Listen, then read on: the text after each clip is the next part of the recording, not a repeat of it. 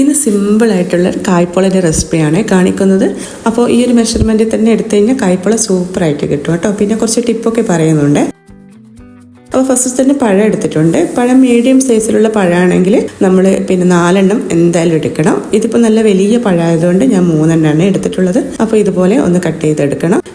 പിന്നെയുള്ള ഒരു ടിപ്പ് എന്താണെന്ന് വെച്ചാൽ നന്നായിട്ട് പഴുത്ത പഴം എടുക്കരുത്. ഒരു മീഡിയം പഴുപ്പിലുള്ള പഴം മാത്രം സെലക്ട് ചെയ്യുക. കാരണം അതാകുമ്പോൾ നമ്മൾ ഈ പൊരിച്ചെടുക്കുന്ന സമയത്ത് അത് കറക്റ്റായിട്ട് കിട്ടും. നല്ല പഴുത്തതാണെങ്കിൽ പിന്നെ ഇത് കുഴഞ്ഞു പോകും.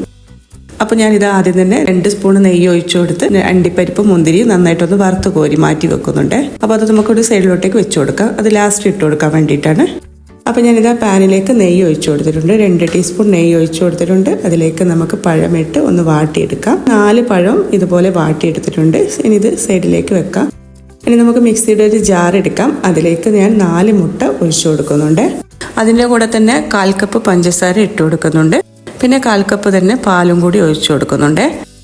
1/2 ടീസ്പൂൺ ഏലക്കാപ്പൊടിയും പിന്നെ ഒരു നുള്ളു ഉപ്പും കൂടി നമുക്കിതിലേക്ക് ചേർത്ത് കൊടുക്കാം. ഇനി ഇത് നല്ലോണം നമുക്കൊന്ന് ബ്ലെൻഡ് ചെയ്തിട്ട് എടുക്കണം. അപ്പോൾ ഇത് നന്നായിട്ടൊന്ന് ബ്ലെൻഡ് ചെയ്ത് എടുത്തിട്ടുണ്ട്. ഇനി നമുക്കിതൊരു പാത്രത്തിലോട്ടേക്ക് ഒഴിച്ചു കൊടുക്കാം.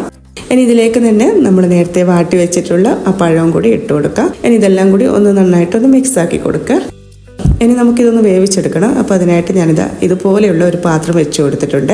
സാധാരണ പാൻ എടുക്കുന്നതിലും നല്ലത് ഇതുപോലെയുള്ള ഒരു പാത്രം ആകുമ്പോൾ ആ കറക്റ്റ് ഷേപ്പിൽ ഈ ഒരു കായ്പോള ഉണ്ടാവും. പാനിലാകുമ്പോൾ നമ്മളിങ്ങനെ ഒരു പരന്നിട്ടാണ് ഉണ്ടാവാൻ. കാണാനും നല്ലൊരു ഭംഗിയായിരിക്കും ഇങ്ങനെയുള്ളൊരു പാത്രത്തിലാക്കുമ്പോൾ. അപ്പം ഇതിലേക്ക് നമ്മൾ നെയ്യ് ഒന്ന് സ്പ്രെഡ് ചെയ്ത് കൊടുത്തിട്ടുണ്ട്. എല്ലായിടത്തും ഒന്ന് സ്പ്രെഡ് ചെയ്ത് കൊടുക്കുക. എന്നിട്ട് നമ്മൾ ഇതങ്ങോട്ട് ഒഴിച്ചു കൊടുക്കുക. അപ്പോൾ ഈ പഴം എല്ലായിടും എത്തും കേട്ടോ. കറക്റ്റ് 4 പഴം നമ്മളിപ്പോൾ മീഡിയം സൈസിൽ 4 എണ്ണം എടുക്കുകയാണെങ്കിൽ ഈ ഒരു 4 മുട്ടക്ക് കറക്റ്റ് ആയിരിക്കും. അപ്പോൾ ഒഴിച്ചു കൊടുത്തതിന് ശേഷം നമ്മളൊന്ന് അടച്ചു വെച്ച് കൊടുക്കുന്നുണ്ട്. ഒരു 5 മിനിറ്റ് നമുക്കൊന്ന് അടച്ചു വെച്ച് കൊടുക്കാം. ഒരു 5 മിനിറ്റ് അടച്ചു വെച്ചതിന് ശേഷം ഇതിൻ്റെ മുകളിലേക്ക് ഒന്ന് നല്ലോണം ആറി കിട്ടും. അപ്പോൾ ആ ഒരു സമയത്ത് നമുക്ക് വറുത്ത് വെച്ചിട്ടുള്ള അണ്ടിപ്പരിപ്പും മുന്തിരിയും പിന്നെ കുറച്ച് കസ്കസും കൂടി ഇട്ട് കൊടുക്കുന്നുണ്ട്. വൈറ്റ് കസ്കസ് ഇത് വേണമെങ്കിൽ ഇട്ട് കൊടുത്താൽ മതി. ഇട്ട് കൊടുത്തു കഴിഞ്ഞാൽ ഒരു ഭംഗിയാണ് കാണാൻ. അപ്പോൾ അതും കൂടി ഇട്ട് കൊടുത്ത് നമ്മളൊരു 10 മിനിറ്റ് ഒരു ചെറിയ തീയിൽ വേവിച്ചെടുക്കുന്നുണ്ട്. അടിയിലൊരു പാൻ വെച്ച് കൊടുക്കണേ. അപ്പോൾ അല്ലെങ്കിൽ ഡയറക്റ്റ് ഇതിന് ചൂട് തട്ടിക്കഴിഞ്ഞാൽ കരിഞ്ഞു പോകും. കറക്റ്റ് ഒരു 10 മിനിറ്റ് കഴിഞ്ഞതിന് ശേഷം നമ്മുടെ കായ്പോള റെഡി ആയിട്ടുണ്ട്. എളുപ്പത്തിൽ നമുക്ക് തയ്യാറാക്കാനും പറ്റും. പിന്നെ ഈ ഒരു മെഷർമെൻറ്റ് കറക്റ്റ് ആകുമ്പോൾ നമുക്ക് കറക്റ്റായിട്ട് തന്നെ കിട്ടുകയും ചെയ്യും.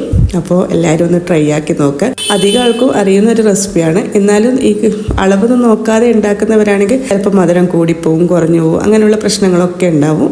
ഇതുപോലെ ഫോളോ ചെയ്ത് കഴിഞ്ഞാൽ കറക്റ്റായിരിക്കും കായ്പോള. അപ്പോൾ എന്തായാലും ഒന്ന് ട്രൈ ആക്കി നോക്ക് ഇതുപോലെ. എന്നിട്ട് ഫീഡ്ബാക്കൊക്കെ ഒന്ന് പറയണം. ഇൻഷാ അല്ലാഹ് നല്ലൊരു വീഡിയോയുമായിട്ട് ഇനിയും വരാം.